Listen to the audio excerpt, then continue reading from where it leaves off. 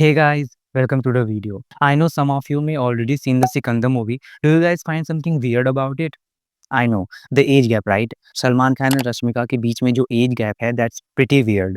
लेकिन some of you may not find it weird. That's totally normal because Bollywood wants you to believe that. और ये चीज़ आज से नहीं चल रही है. ये चीज़ बहुत सालों से चलती आ रही है. ये एज गैप का बड़ा होना बिटवीन एक्टर्स. ये 70s और 80s में ये चीज़ बहुत ज़्यादा कॉमन थी। लेकिन अगर अभी की बात की जाए तो अभी के टाइम पे लोग ये चीज़ नोटिस कर रहे हैं और लोग इस पे सवाल भी उठा रहे हैं। बिकॉज़ अभी क्या है सब कुछ इतना ईज़िली एक्सेसिबल है और एक ही क्लिक में आपको सारी इन्फॉर्मेशन भी मिल जाती है। तो अभी लोग मूवी को रिव्यू भी कर पाते हैं और अपना कमेंट भी दे पाते हैं और इसकी वज़ह से इन चीज़ों पे बात होती है। लेकिन पहले के ज़माने में तो इन सब चीज़ों पे बात तक नहीं होती थी। वैसे मैं रेफरेंसेस तो दे दूँ but some of you may not seen the old movies और remember the name of them और इसीलिए वी टेक आज की मूवीज का example and do not do further delay and let's get to the video. I am giving some names of movies जहां पे audience ने इस एज गैप को नोटिस किया था और उस पे सवाल उठाए थे। Listen, I'm not saying that these are the only movies with age gap. These are the movies where audience point out the age gap and raise questions. There is a movie called चीनी कम। आप उसमें देखोगे तो जो अमिताभ बच्चन का character है, उसमें जो उनके अपोजिट हैं वो हैं तब्बू। तो तब्बू की जो एज है वो 36 इयर्स ओल्ड है और जो अमिताभ बच्चन का एज है वो 65 इयर्स के हैं उस समय। तो अगर आप देखोगे ना तो एज गैप जो है वो 29 इयर्स का है, जो कि बहुत बड़ा है। Then we have a movie called Prithviraj जिसमें भी लोगों ने बहुत ज़्यादा नोटिस किया था इस चीज़ को एंड उसमें अक्षय कुमार थे एंड उनके अपोजिट थी मानुषी चिल्लर। तो आप उनमें भी देखोगे तो जो अक्षय कुमार का एज था वो 54 इयर्स का था और जो मानुषी चिल्लर का एज था वो 24 इयर्स का था। तो इसमें भी एक बहुत बड़ा एज गैप था। देन आप देख लो डर्टी पिक्चर करके एक आई थी, तो उसमें जो नवाजुद्दीन शाह का जो एज गैप था वो 62 इयर्स का था और अगर आप देखोगे विद्या बालन का एज गैप तो उनका एज गैप 32 इयर्स का था। एक हरामखोर करके मूवी भी आई थी जिसमें नवाजुद्दीन सिद्दीकी थे और वो दे फेल फॉर अ गर्ल जो कि 15 इयर्स ओल्ड थी। तो उसमें उनके टीचर होते हैं वो स्टूडेंट होती हैं। तो इसमें भी एज गैप बहुत ज़्यादा था।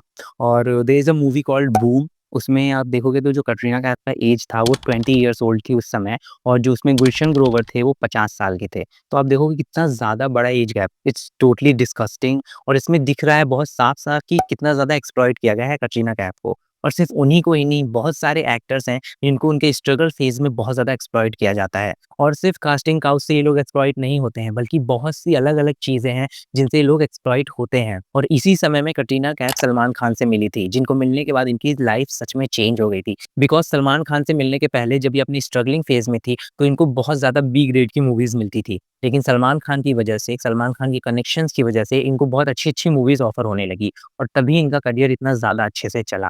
लेकिन बाकी एक्टर्स के साथ ये नहीं हो पाता है।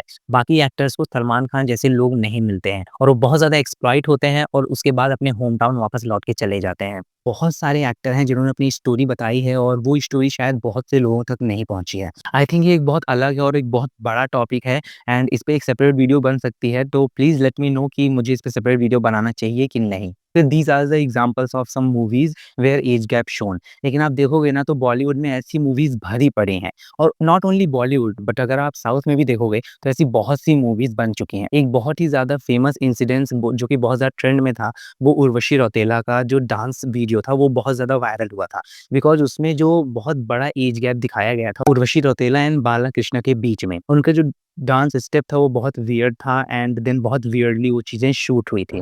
अच्छा, अभी एक ऐसी मूवी थी जिसमें एज गैप बहुत ज़्यादा प्रोमिनेंट था और लोगों ने बहुत ज़्यादा नोटिस किया था। वो मूवी आई थी 2023 में, जिसका नाम था टीकू वेड्स शेरू। उसकी जो प्रोड्यूसर थी वो थी कंगना रनौत। उनको बहुत ज़्यादा बैकलैश मिला था इस मूवी के लिए। जो इसके स्टार कास्ट है बहुत ज़्यादा वियर्ड है क्योंकि उसमें नवाजुद्दीन सिद्दीकी हैं और उनके अपोजिट हैं अवनीत कौर। ये मूवी बहुत ज़्यादा कंट्रोवर्सी में रही थी because of the kissing seen in the movie. बहुत ही वियर्ड लगता है जब नवाजुद्दीन सिद्दीकी एंड अवनीत कौर का वो सीन आता है बिकॉज़ उसमें नवाजुद्दीन सिद्दीकी बहुत वियर्डली किस करते हैं अवनीत कौर को। और अगर आप इनका एज गैप देखोगे ना तो उसमें नवाजुद्दीन सिद्दीकी 49 इयर्स ओल्ड हैं और अवनीत कौर और 21 इयर्स ओल्ड हैं। तो कितना ज़्यादा बड़ा एज गैप है और बहुत वियर्ड लगता है वो स्क्रीन पे देखकर। और जब इंटरव्यूज़ में नवाजुद्दीन सिद्दीकी से पूछा गया था इस सीन के बारे में, तो उन्होंने ये बोला था कि नए जनरेशन के एक्टर आ रहे हैं, उनको रोमांस करना आता ही नहीं है। इसी वजह से उनको कास्ट किया गया था मूवी में।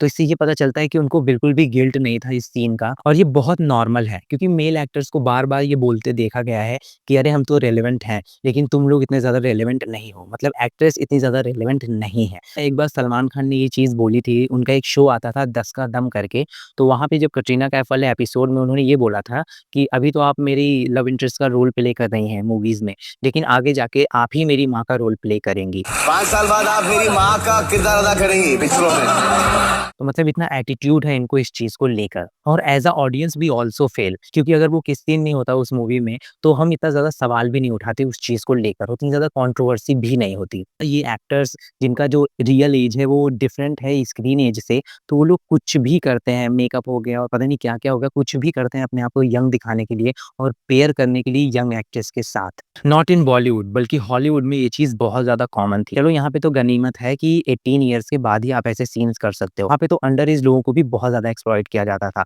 बहुत ही डार्क थी ये industry. I think we make a separate video about this topic also. Okay now let's talk about the reason behind this age gap in actors क्योंकि जो एक्ट्रेस अपनी फर्स्ट मूवी में उसी सेम हीरो के साथ उसका लव इंटरेस्ट प्ले करती हैं, क्यों कुछ सालों बाद वही सेम एक्ट्रेस उसी हीरो के साथ उसकी सिस्टर का या फिर उसकी मदर का रोल प्ले करती टाइम हैं? पे सलमान जो लेडी सलमान की मदर प्ले कर रही थी फिल्म में वो भी थी। तो सलमान ऐसी मुझसे कहता है कि तुमको पता है कि एक टाइम पे ये this lady who's playing my mother was my heroine. I said क्या?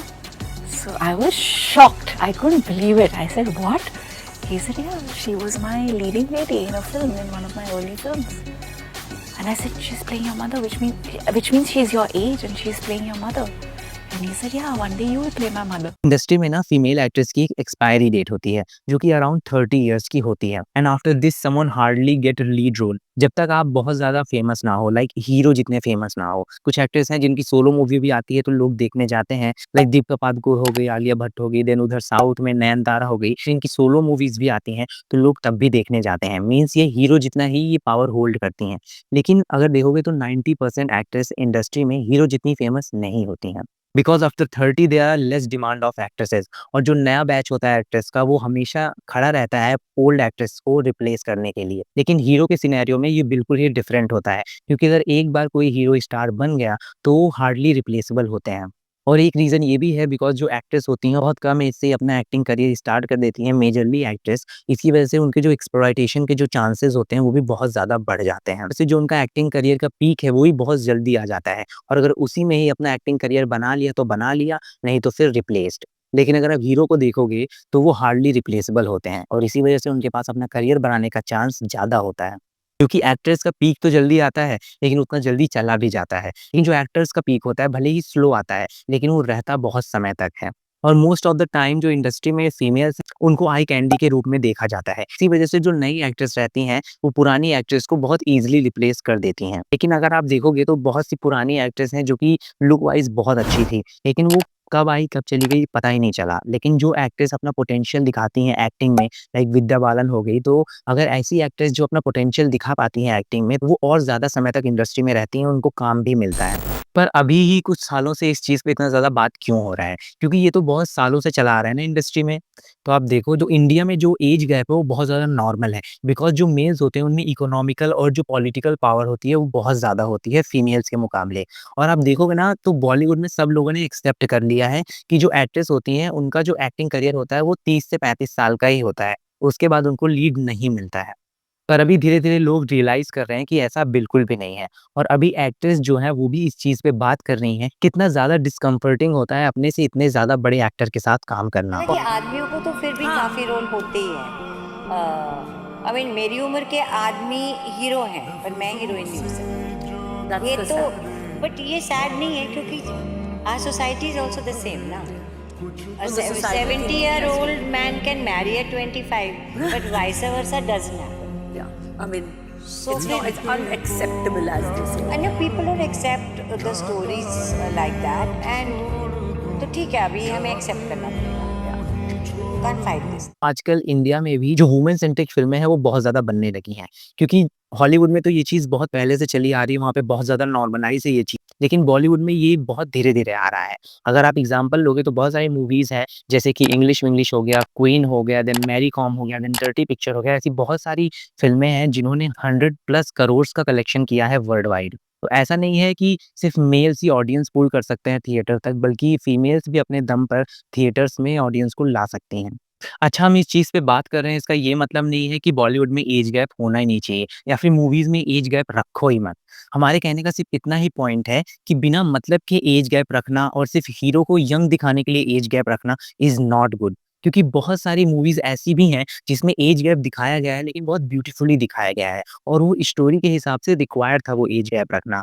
जैसे कि आप अमिताभ बच्चन की मूवी निःशब्द ले लो, उसमें दिखाया जाता है कि एक ओल्ड कैरेक्टर है जो कि fail for a young girl और इसी वजह से उसको बहुत ज़्यादा सर्कमस्टेंसेस फेस करने पड़ जाते हैं। तो ये ऐसा स्टोरी का रिक्वायर्ड था। आप डीएस ज़िंदगी ले लो, तो उसमें जो शाहरुख खान रहते हैं, वो एक साइकियाट्रिस्ट रहते हैं। इसी वजह से जो आलिया का कैरेक्टर है, वो उनके प्यार में पड़ जाता है। और ये टोटली नॉर्मल है क्योंकि स्टोरी ही वही थी। अच्छा, एक मूवी है जो कि मुझे बहुत ज़्यादा अजीब लगी, तो उसमें ना अजय देवगन है, देन रकुल प्रीत है, देन तब्बू है। तो जो उसमें अजय देवगन और तब्बू हैं, हस्बैंड एंड वाइफ का रोल प्ले कर रहे हैं और जो रकुल प्रीत हैं, वो थर्ड वुमन का रोल प्ले कर रही हैं। उसमें ना एक्स्ट्रा मैरिटल अफेयर को दिखाया गया है और उसमें ऐसा पोर्ट्रे किया गया है कि जैसे जो अजय देवगन का कैरेक्टर है और जो रकुल प्रीत का कैरेक्टर है, वो बहुत ज़्यादा पेन में है। लेकिन अगर आप देखोगे तो सिनेरियो बिल्कुल ही डिफरेंट है क्योंकि उधर चीट तब्बू के कैरेक्टर के ऊपर हुआ है, तो पेन में तो उसे होना चाहिए था ना।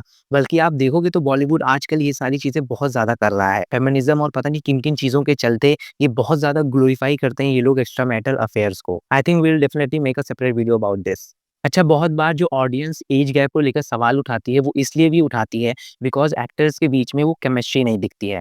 अगर आप एग्ज़ाम्पल लो तो देखो वहीं सलमान खान को जब कटरीना कैफ के साथ पेयर किया जाता है, तो लोगों को कोई भी प्रॉब्लम नहीं होती है। लेकिन जब वहीं सलमान खान को पेयर किया जाता है सोनम कपूर के साथ, तो लोगों को बहुत ज़्यादा प्रॉब्लम होती है बिकॉज़ लैक ऑफ केमिस्ट्री क्योंकि उनके बीच में उतनी ज़्यादा केमिस्ट्री नहीं दिखती है, इसी वजह से लोगों को वो ऐज गैप और ज़्यादा दिखता है। बहुत बार क्या होता है ना, जो मेल एक्टर्स होते हैं, वो एक्सेप्ट ही नहीं करते हैं कि वो ओल्ड हो रहे हैं और इसी वजह से वो यंगर एक्ट्रेस के साथ पेयर होते हैं। तो इस चीज़ में मुझे अमिताभ बच्चन बहुत सही लगते हैं, not as a person but as a actor वो बहुत ही अच्छे हैं। उन्होंने बहुत सही समय पे जो सही रोल्स हैं, वो पिक करना चालू कर दिया था, अपने ऐज के अकॉर्डिंग। तभी आज देखो उनको स्क्रीन पे देखने पे भी बहुत अच्छा लगता है और लोग ही उनको बहुत ज़्यादा पसंद करते हैं। और आप देखो तो ओटीटी की वजह से भी बहुत ज़्यादा चेंजेज़ आ रहे हैं क्योंकि जो एक्ट्रेस अपने 40s में और 50s में हैं, जिनको लोग बोलते हैं कि अब वो कमबैक नहीं कर सकती हैं, तो वो लोग भी अब ओटीटी के ज़रिए वापस से मूवीज़ और वेब सीरीज़ करने लगी हैं। और क्योंकि ये एक्ट्रेस दोबारा से काम करना चालू कर रही हैं, जैसे कि माधुरी दीक्षित हो गई, रवीना टंडन हो गई, तब्बू हो गई, इसकी वजह से जो लोगों को इनको देखने का जो पर्सपेक्टिव था, वो चेंज हो रहा है अब धीरे-धीरे। And I think if they do these things in 70s and 80s ना, जो ये प्रॉब्लम है ना, वो बहुत पहले ही सॉल्व हो जाती। बट नाउ एक्सपेरिमेंट और अवेयरनेस के चलते लोगों में वो चेंजेस आ रहे हैं। लगता है कि बॉलीवुड में फ्यूचर में जब तक स्टोरी में रिक्वायर्ड ना हो एज गैप, तब तक ये लोग एज गैप उतना नहीं रखेंगे। Okay, that's all about age gap in Bollywood. We'll meet in the next video with a very new and interesting topic. तब तक के लिए don't forget to like and subscribe if you only like the video. Thank you.